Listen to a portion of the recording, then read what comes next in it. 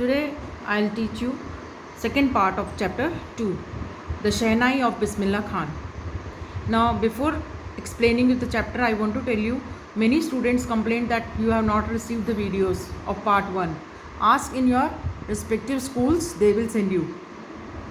Now first point, Emperor Aurangzeb banned the playing of a musical instrument called pungi in the royal residence for it had a shrill unpleasant sound. Now ये story जो है औरंगजेब के time की है. तो उन्होंने क्या किया था, पुंगी एक इंस्ट्रूमेंट था जो बजाया जाता था उनके रॉयल रेजिडेंस में, दरबार में बजाया जाता था. तो उसकी आवाज़ जो थी वो बहुत श्रिल थी, तीखी सी थी और अच्छी नहीं लगती थी सुनने पे. तो उन्होंने बैन कर दिया था कि कोई भी इस इंस्ट्रूमेंट को नहीं बजाएगा. Pungi became the generic name for reeded noise makers. और ये उसका generic name means a name given to a class और a group as a whole. बहुत सारे जो इंस्ट्रूमेंट्स होते हैं उस तरह के, तो ये उस ग्रुप ऑफ इंस्ट्रूमेंट्स के को नाम दिया गया था. और रीडेड मीन्स जिसको वाइन करके बनाया जाता है. Wine instruments which have reads like the flute, the clarinet, जैसे बांसुरी होती है उस तरह का ये इंस्ट्रूमेंट था. Few had thought that it would one day B revived.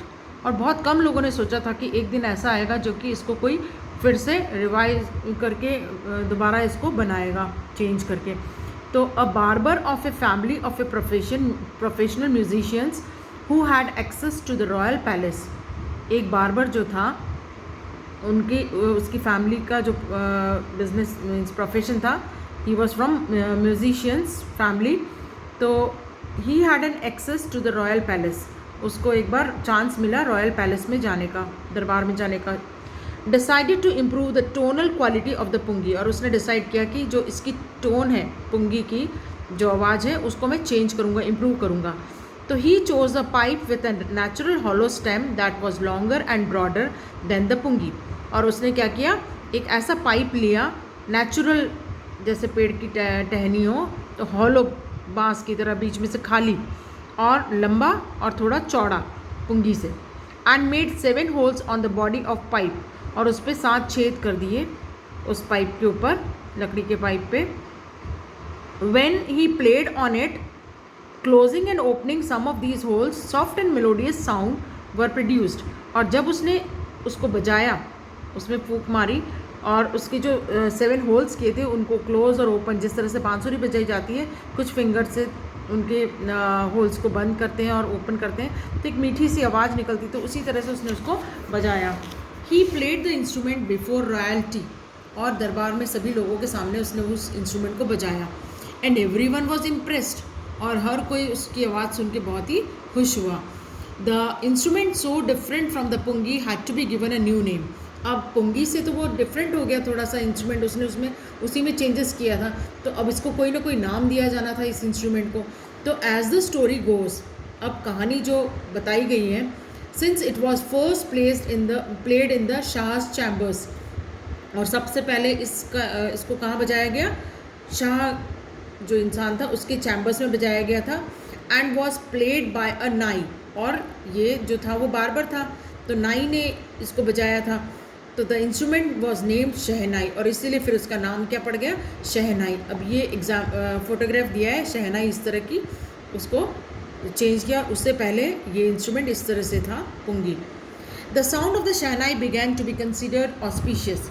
और शहनाई की आवाज़ जो थी उसको क्या माना जाने लगा, कुछ अच्छा होगा शहनाई बजाने से. तो इसको promising to bring good fortune, ऐसा माने जाने लगा कि शहनाई बजाने से कुछ अच्छा होगा. And for this reason it is still played in temples and is an indispensable component of any north Indian wedding. और इसलिए इसको ज़्यादातर मंदिरों में बजाया जाता है अभी भी. और जो नॉर्थ इंडियन साइड की जो वेडिंग होती है उसमें ये मीन्स रिमूव ही नहीं किया जा सकता है, बजेगी शहनाई वहाँ पर शादियों में. In the past the shehnai was part of नौबत और traditional ensemble of 9 instruments found at royal courts. शुरुआत में तो शहनाई जो था वो एक नौबत मीन्स या traditional ensemble means see the meaning, things और instruments considered as a group.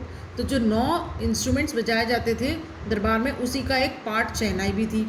Till recently it was use only in temples and weddings, और अभी तक तो इसको टेम्पल्स और वेडिंग्स में ही बजाया जाता था.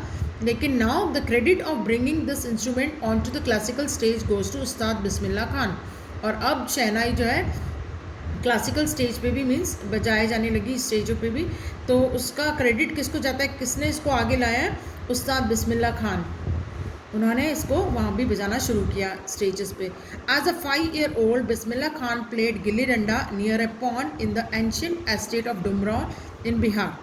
अब ये बिस्मिल्लाह खान की स्टोरी बताइए इसमें. जब वो 5 साल के थे तो वो क्या करते थे, जब वो तब गिल्ली डंडा खेला करते थे एक पॉन्ड के पास में.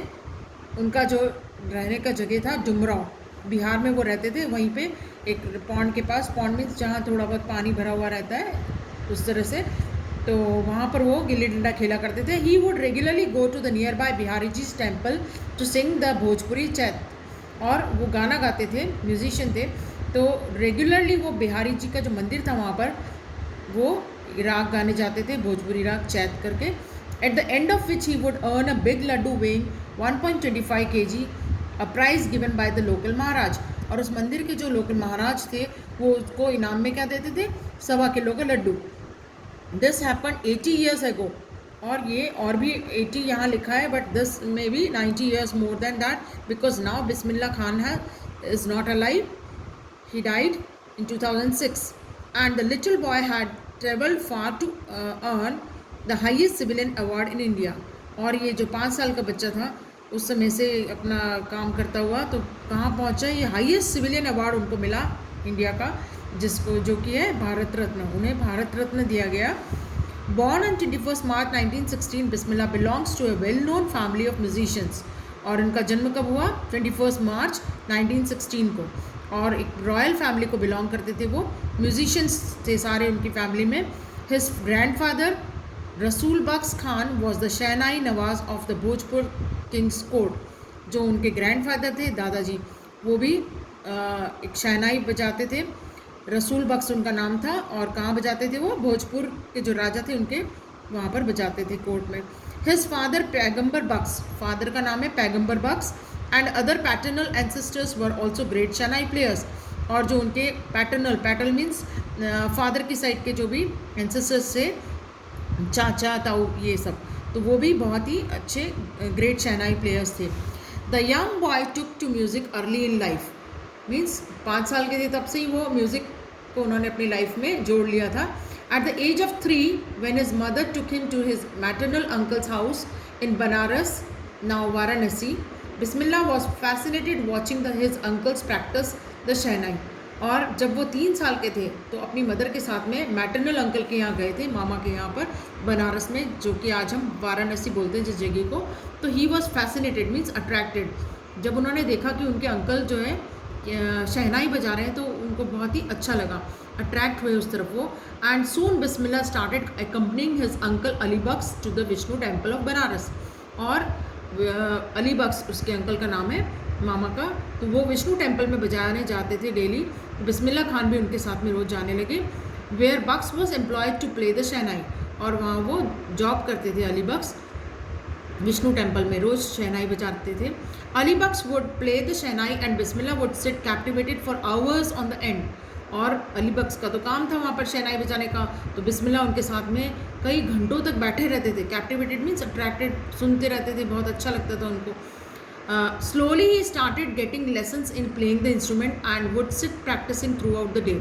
और धीरे धीरे उनको लेसन्स मिलने लगे, अंकल उसको सिखाने लगे और वो प्रैक्टिस करते थे पूरा दिन शहनाई बजाने की.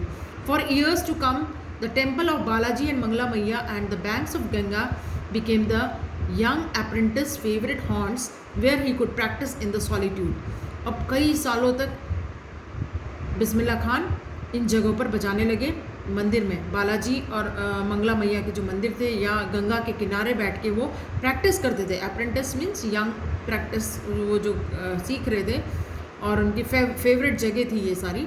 और where he could practise in solitude. Solitude means loneliness, अकेले वहाँ बैठ के घंटों बजाते रहते थे, प्रैक्टिस करते थे. The flowing waters of the Ganga inspired him to improvise and invent ragas that were earlier considered to be beyond the range of the shehnai. और जो पानी बहता रहता था गंगा का, तो वहाँ से उनको एक इंस्पिरेशन मिलता था कि जो भी राग वो इन्वेंट कर रहे हैं या बजा रहे हैं तो उसको इम्प्रूव करने के लिए उनको एक इंस्पिरेशन मिलता था गंगा के पानी से। और जो राग पहले बजाई नहीं जाती थी शहनाई में, तो वो भी वो इम्प्रूव करने लगे थे बजा के वहाँ पे प्रैक्टिस करके।